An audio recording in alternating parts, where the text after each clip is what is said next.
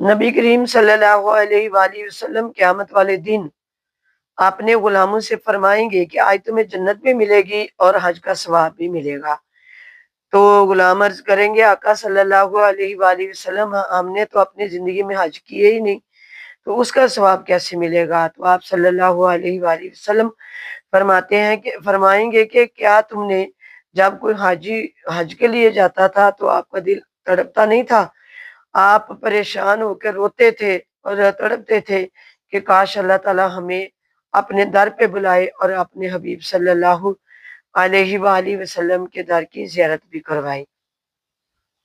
تو جو تمہارا تڑپنا تھا، وہ جو تمہاری ایک نیت تھی، اس نیت کی وجہ سے تم لوگوں کو حج کا ثواب جو ہے وہ عطا کیا جائے گا۔